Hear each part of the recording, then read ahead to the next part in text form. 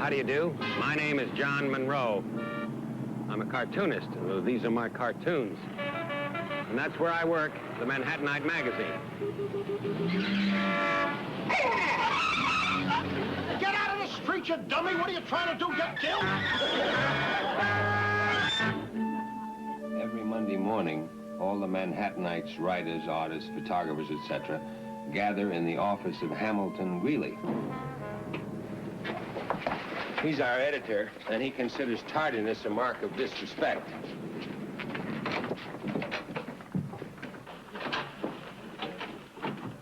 The truth is, those of us who work for him do respect him. Not because he's the boss, but for many other good and sufficient reasons. Well, such as car payments, second mortgages, overdue dental bills. Well, I expect you've got troubles of your own. Anyway, this is my world. Welcome to it.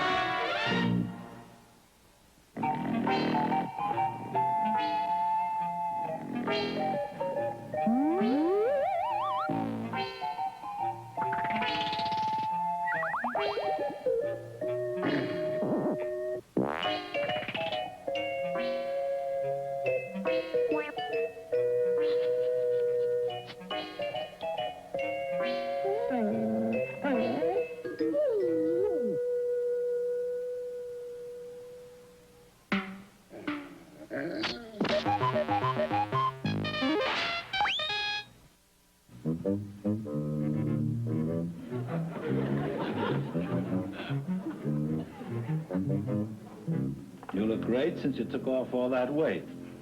I thought it was kind of a cute throwaway. You look great since you took off all that weight. Which hippopotamus is talking?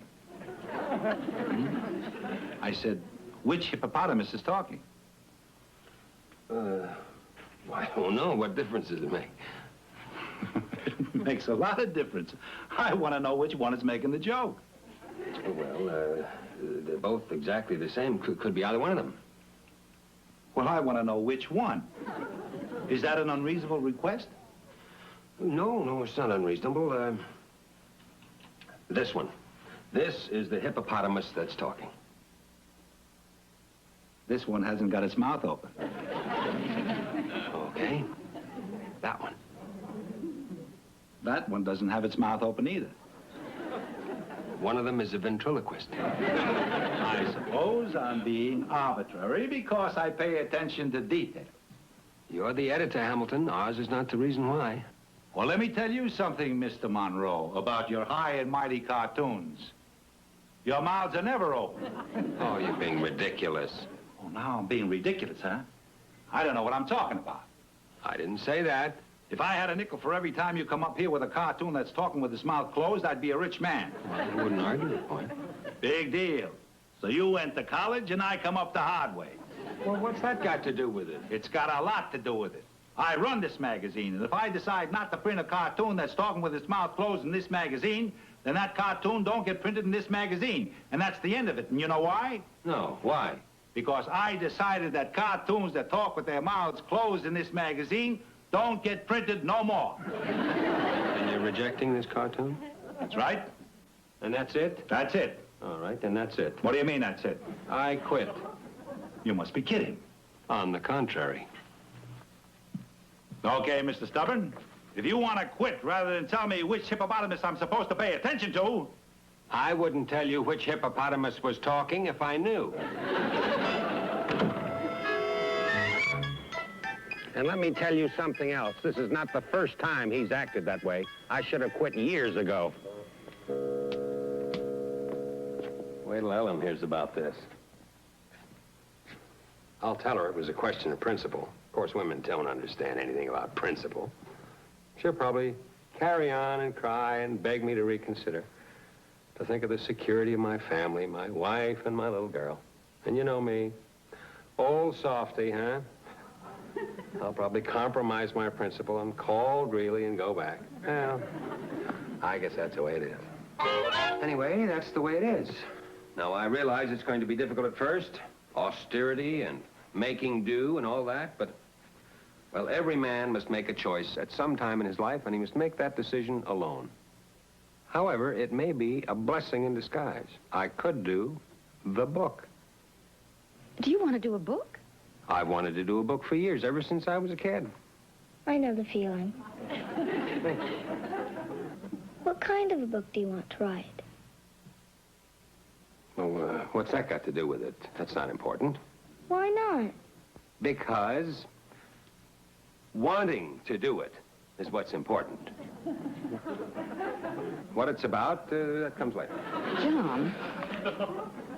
John, I know how strongly you feel Ellen, about... please. Now, you know what an old softy I am when it comes to giving you what you want, huh? Now, if you're going to cry and ask me to talk to Hamilton Greeley about getting my job back because I should consider the security of my family, my wife, and my daughter, if you're going to ask me that, well, you know what I'll say. Oh, John, I'm a wife and a mother, and naturally I think about our home and our little girl. I know. But I would never do that to you, John. I would never expect you to beg for your job back. Never. You go ahead and you write your book. Should I? Absolutely. And whatever must be done, we'll do. Then you really don't want me to try to get my job back? I wouldn't hear of it. The trouble with women is when you get to know them and trust them, you realize you can never get to know them and you can't trust them.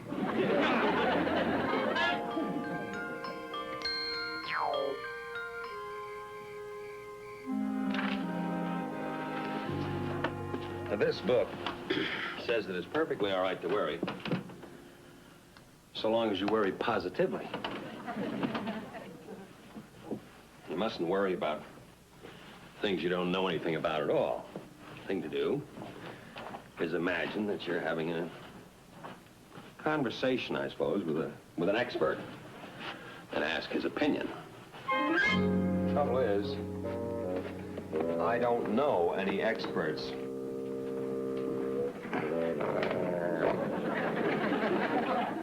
on the subject of how to make money when you're trying to think of a book to write. Certainly wouldn't be another writer. Of course, there's always gambling. That's chancy. Of course, there's always the stock market. If I knew anything about the stock market.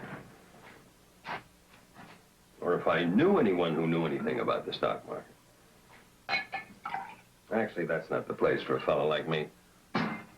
Afraid I'm not tycoon material. I'd feel kind of silly shaking my fist at the stock exchange and saying, all right, Wall Street, I'm here to make basic expenses.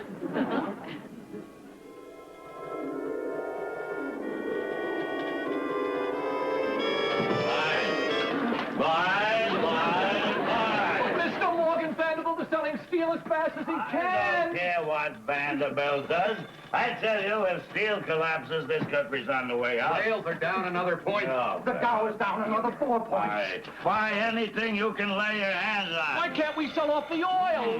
Futures and wheat. No, don't sell. Buy. Buy. If I have to hold this country up with my bare hands, I'll hold it up with my bare hands. The mutual funds are selling everything they're pulling out. Morgan, we can't stretch our reserves any further. Stretch them out. Buy anything, everything you can lay your hands on. Now, you buy oil. What will cowie? Oils and rails. And you buy weight and carts and futures. Oh, and that's the potatoes. And you buy milk. How much? 2 quarts. Let's see if you can get me a nice fresh banana right away. Buy.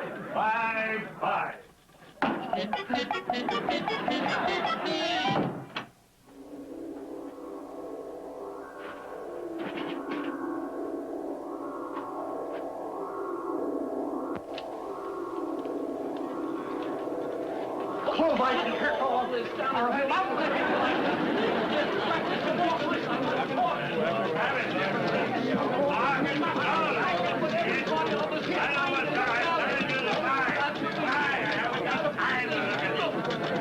Stop there.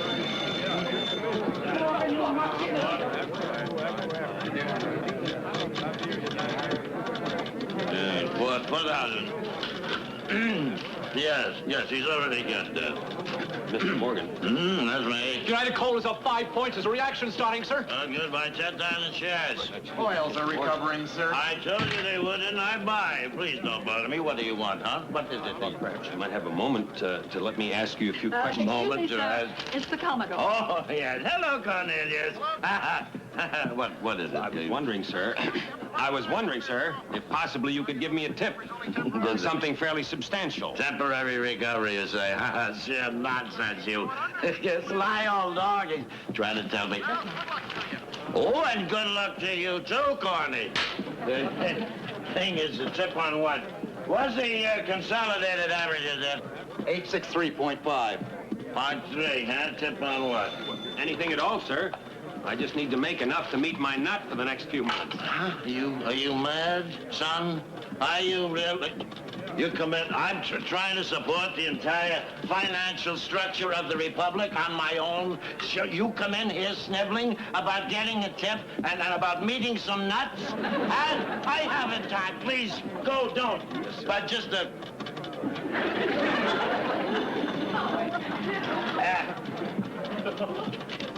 Just a second. All right. All right. Let's see. Buy yourself some Cliven fibers. You'll be able to retire in a month. Cliven fibers. Just my way of saying thanks for the milk. So much, sir. I certainly do appreciate that. Mention it. And Sonny, the next time you show up for work in your pajamas, you're fired.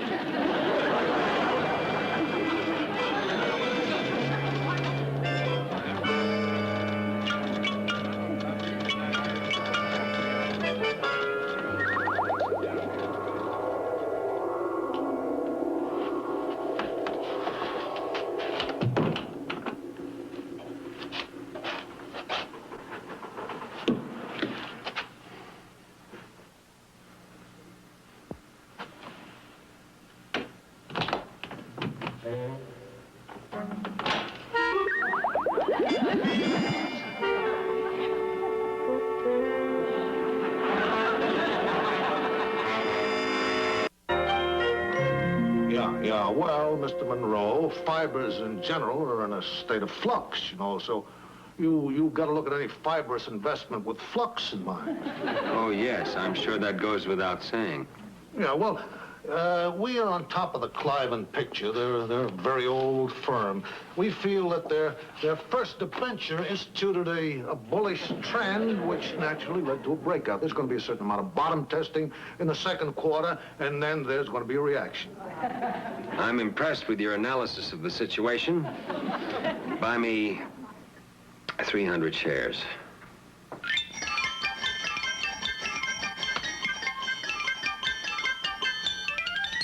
Cliven Fibers opened at 25, closed at 21.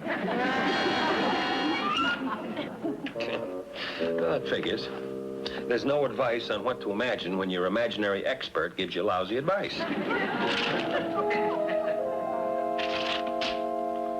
John? Aren't you asleep? I've been asleep for hours. But you have a book. Some people walk in their sleep, I read. Don't worry, John. You'll work it out. I have complete faith in you. Huh? Faith like that sent the Titanic to the bottom of the ocean. Look, Sam, this magazine has handled your advertising for years, and with great results. Nothing has changed. We're the same, you're the same. What reason could you have for canceling out on me now? Just because of what you said. The big boys in the shop are saying that Manhattanite is old hat. My hands are tied. I don't make the decisions. Look, I know you got a lot to say about who buys the ad space and where. Who's John Monroe? The cartoonist, why?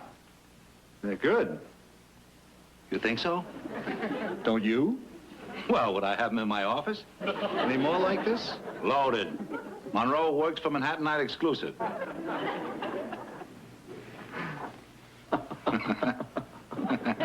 I love the idea of there being two sexes, don't you? They're good. Contemporary, satirical. You handle him exclusively? Oh, 100%.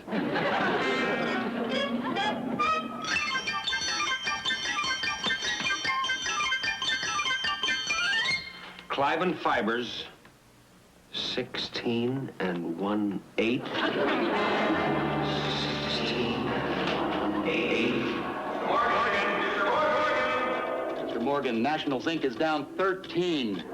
I can't understand it. Mr. Morgan, about Clive & Fibers. Clive what? Fibers, you remember you told me to buy it. And I'll add this so many. Bills are down 12. It's all going wrong.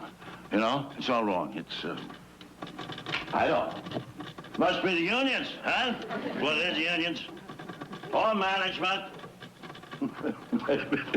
I management, Kip. It's got to be the union. But Clive & Fibers went down 4 points today. You don't have a thing to worry about, just a temporary setback. They'll recover, don't you worry. I just found out they've developed a new fabric for the Pullman Company. It'll make $1 million. The Pullman Company? They got a deal to cover the seat of every railroad car in America. Well, you could do that with 1 roll of paper towels. What's paper towels? Mr. Morgan, the railroads have been put out of the passenger business by the airplane. What's the airplane? What do you mean, what's the airplane? It's the thing with people in it that flies. Sure, son. I've heard that kind of crazy talk myself. But don't you think if the good Lord had intended for man to fly, I would have been the first to know?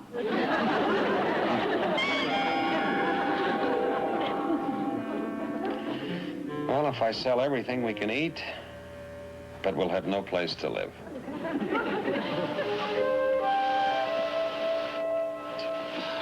John, how long can we manage on what we've got left? Well, see for yourself. Hey, you're awake. Yes. Then you heard. Yes. Well, why aren't you screaming? It seems to me you should be screaming. Well, I'm very disappointed, John, but I'm not screaming. I'm sorry. I am too, but you meant well. I guess this means you'll have to get your book done pretty fast, huh? Book? Yeah. How's it coming? Oh, well, since we're being so brutally frank about everything else, I might as well tell you that the book consists of, Once Upon a Time.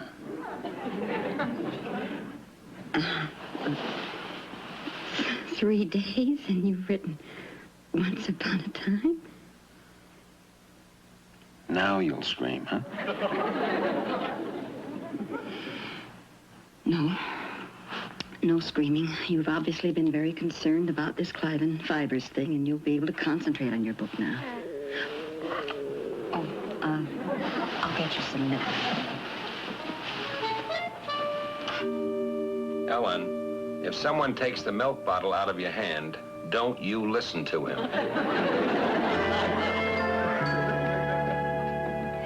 Hamilton, what a nice surprise. Helen, you look beautiful. I just happened to be in Connecticut, so I thought I would drop in. I'm glad you did. Is John around? Yes, coincidentally, he happens to be in Connecticut, too. What's he doing? He's upstairs writing a book. No kidding. No kidding. The trouble is, I'm inhibited by the mechanical nature of the typewriter. It restricts my freedom. You think it'll be all right if I go up there? I think so. He's much more rational about you today. I'm rationalizing. It's not my fault. It's not the typewriter's fault. You know whose fault it is? Who was it criticized my hippopotamuses? Picky Greeley. He's going to get his one of these days. When he finds out how much he needs me, He'll come to me on his knees. And I'll know just how to handle him, too. He'll beg me to take my job back. He'll say, Hello, John. May I come in? and I'll say, you may. On your knees. Now, look, John, you know this whole thing was a mistake. I was wrong about the hippopotamuses. You can have your job back. On your knees, or get out of my presence. Okay, take it easy. Take it easy. All right. Get on with it. This is ridiculous. Let me hear it and put a lot of heart in it. I was wrong about the hippopotamuses. You can have your job back. Again. And more heart. Please, John. Please. Take your job back. What do I know about hippopotamuses anyway? When my imagination is really working, it is truly a joy. Forget this. Please come back to us. The Manhattanite needs you. You can have your job. Hey, you.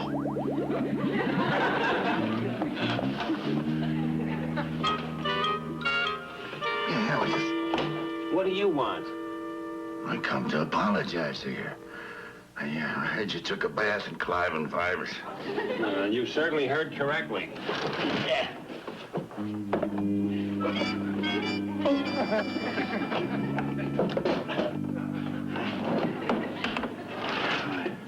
I'm sorry about that, but I'm going to make it all up to you.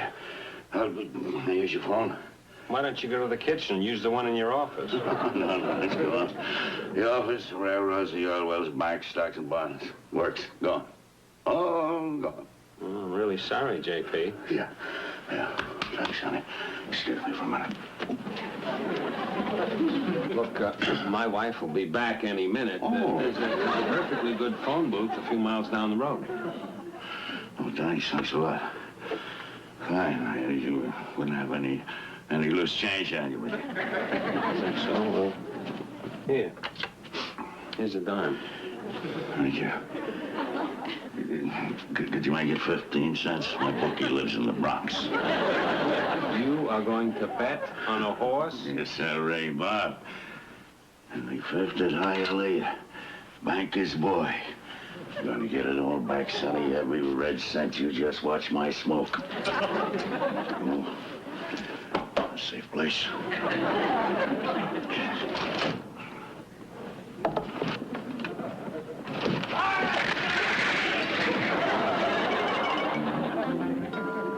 It's men like that made America great.